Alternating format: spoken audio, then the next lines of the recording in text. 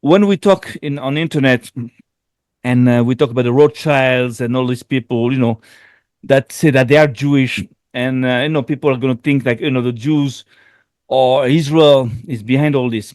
It's half true, it's not totally wrong, but you have to understand something.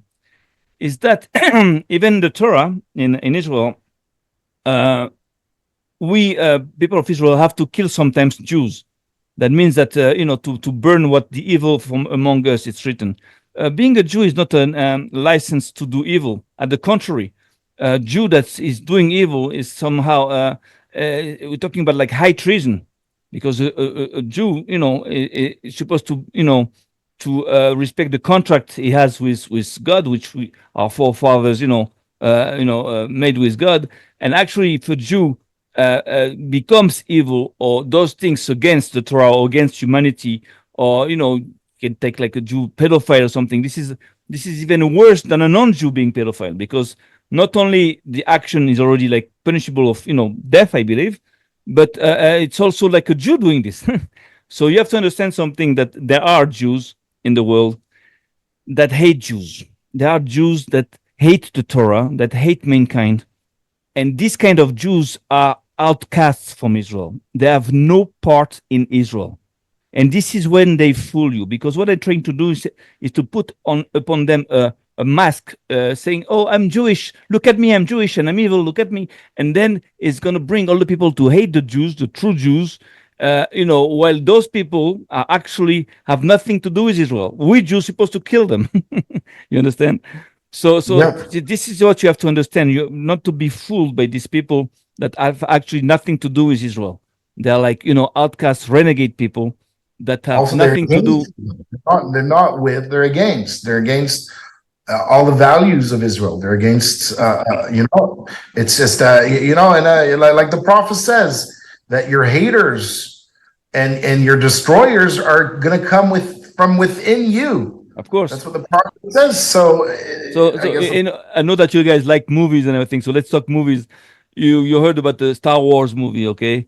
So over there you have the Jedi's, and the Jedi's comes from the word Juden, a German word that means Jews, okay? So you have on one side the Jedi's, those good Jews there, and then you have the Sith, and the Sith comes from the word Amalekite in French, which is Amalekites, wow. it's against the Jedi's. So you have the bad Jews and the good Jews, and in the middle you have mankind. You understand? And to my mind, and this is just like a short, point I want to make. But to my mind, we're never going to get rid of these people, of these bad, Jews that have nothing to do with Israel, these anti-Israel, anti-humanity people, uh, alone. We Jews. That means that we're going to have to do it together, non-Jews and Jews together.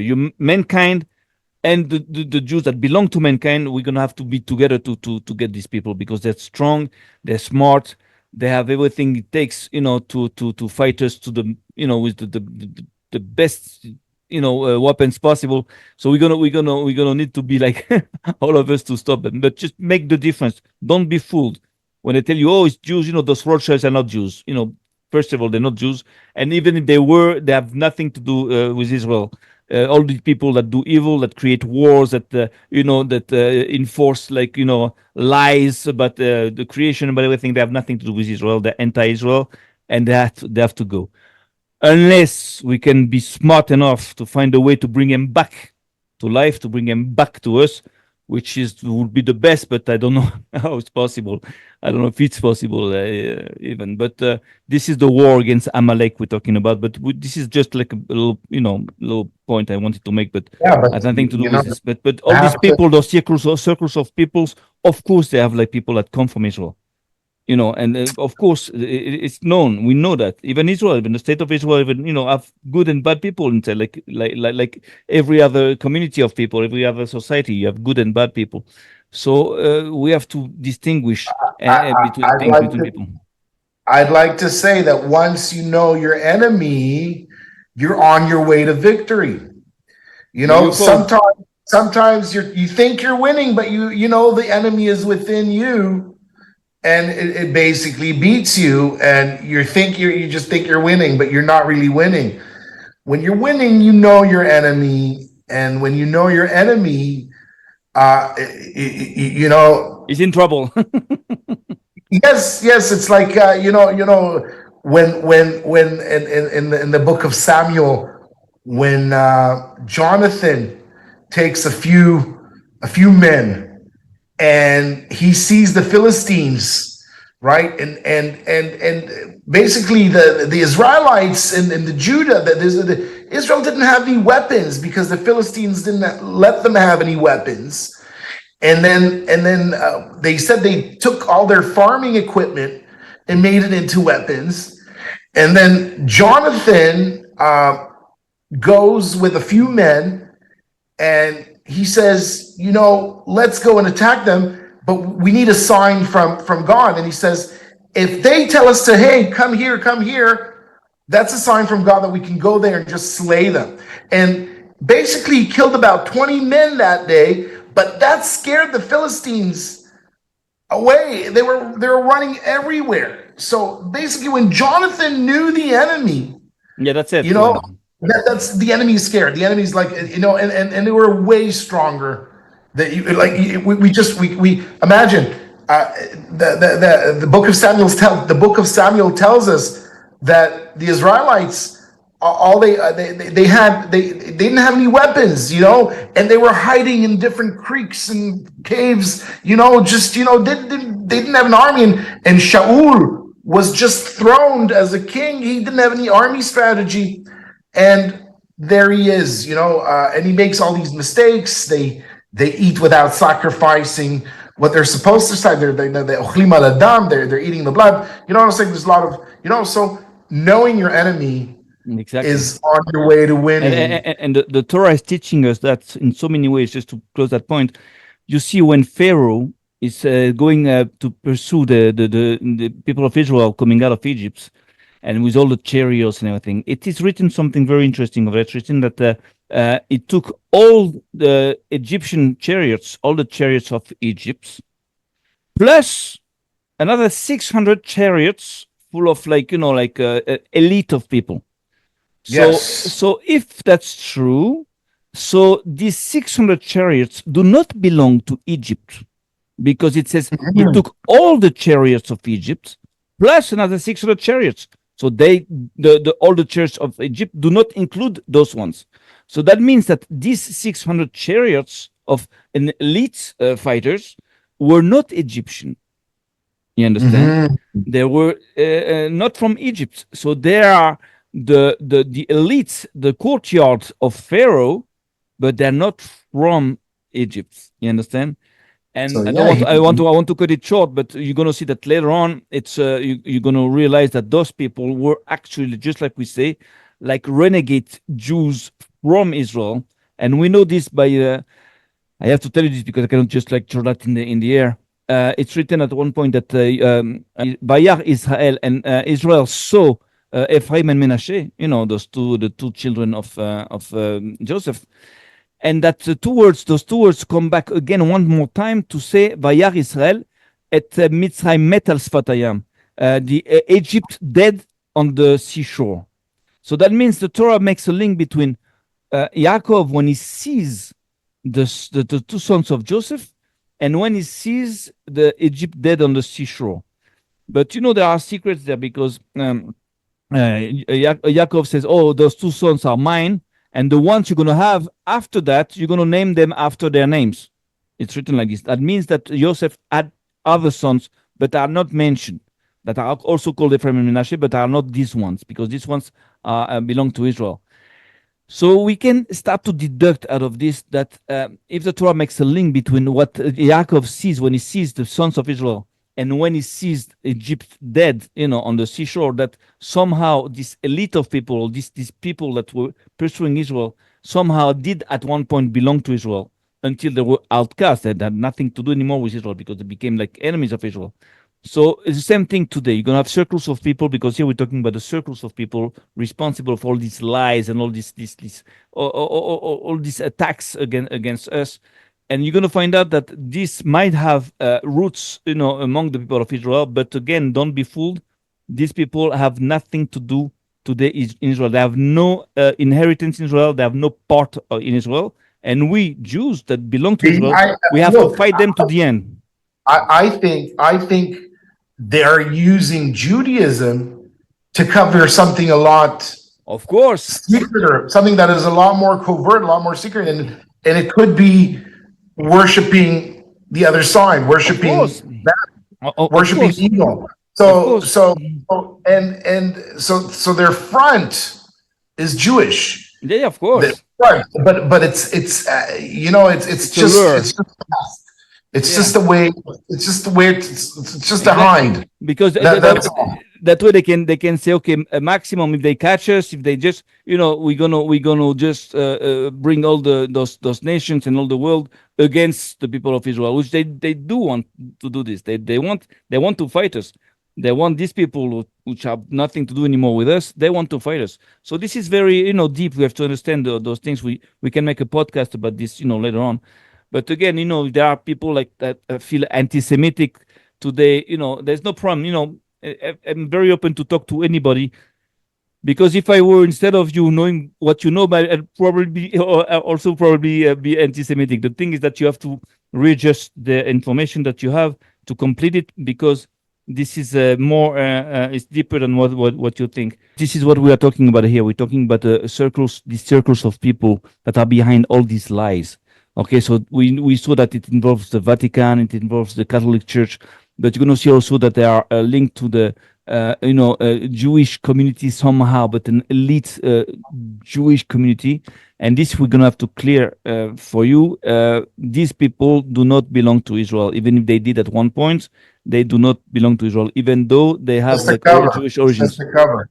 It's just a It's just cover. a It's just a cover. cover. You have to be And careful. and the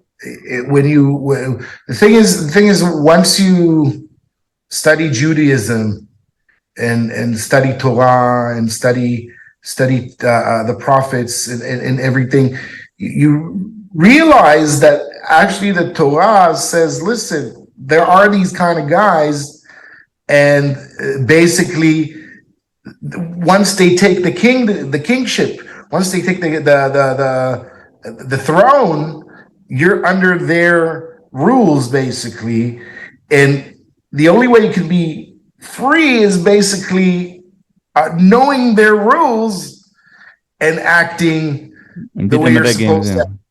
Yeah, so knowing is a big importance, I think, for mankind, for everyone. And the funniest thing is that they want you to know. It's all there, hidden in plain sight. It's all there for you to actually It's a game. decipher, connect the dots, and they really want you to know. It's not they're not hiding really. They're like hiding and not hiding at the same time. And if you know, okay, and if you don't know, it doesn't matter, but they want you to know. They want Well, you to learn. they're looking to fight. They're looking for Right? fighters at that. They're looking for fighters at that level. They're looking for like for like a fight. They're looking for they just don't like to fight with like dead people. They're looking for like big guys to just confront them. They're trying to test themselves also. It's a spiritual world. It's a spiritual war, like Oh you yeah, said. yeah. Oh yeah, definitely. So And if you want to be a soldier, you can be a soldier. And if you want to be the one who's actually hiding somewhere where the soldiers are fighting for you, that's also okay. But you got to know who the enemy is. of course, and that's Yeah. very important again because again, just to remind you that the point of all this meeting today, it was just to start to concentrate, to focus on these circles of people. Who are they? What are they? And what drives them? And why do they do all this? And they invest so much to do all what they do. And here we just found out another front in that war that about the food, about health. We knew that about the banking, centralizing banking, and the food industry. We know somehow all this, but what we don't know is that it belongs to it's the same a command center that on the other side that generates all this in one big war. It's like one war with different fronts. You understand? And this is what we have to understand, because if you don't understand this, we cannot fight those people. So we can prove that the Earth is not a globe. That's okay. But meanwhile, these guys are still, in power. And I tell you something. What they are doing is highly criminal. That means that it's like it's a crime against mankind, against humanity, to drive mankind into darkness, to make them believe that they live onto a globe, and to make them stupid. Those are crimes. Those are criminals. And at one point, it's going to be those people are going to have to be judged and sentenced, because this is serious. This is not. It's not just about a small lie. It's like it's huge. So at one point, I believe it's going to be like trials, Nuremberg style, but like 1,000 times even greater, bigger. So we have to prepare for this, because they are losing control now about the information, and there are more and more flat earthers. I think only the reappearance of Hashem's grace, of God's grace, only the appearance of God's grace on humanity, meaning that when King Saul was thrown, and then after that, King David took the throne, all the nations knew that David was throned by God. That's why they were fighting him so much. Now, the thing is, once he won all his battles around him, his son, his successor, King Solomon, had peace. So after war, we know, comes peace. And basically, King Solomon had his way paved. He became a king at a very young age.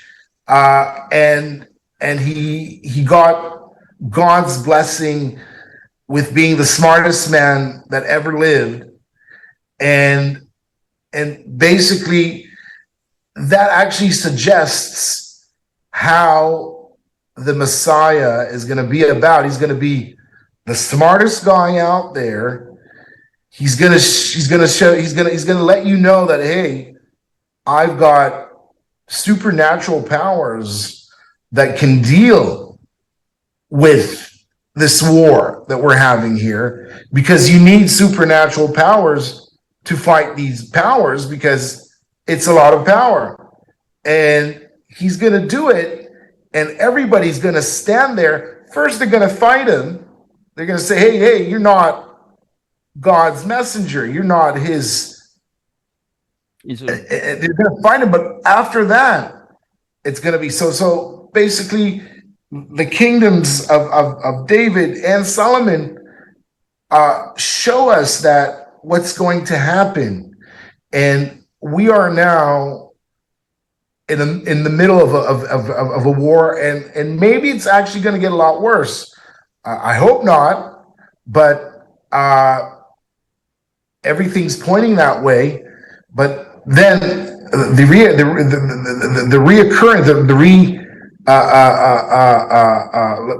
what's the correct name for this? It's the rethroning of the tribe of Judah, and is the successor. And when you think about it, maybe he's somewhere. He could be like a homeless guy somewhere. I don't know, in Rome. It is said that the Mashiach himself doesn't even know that he's a Mashiach. He doesn't even know himself that he's Mashiach. That's how protected he is.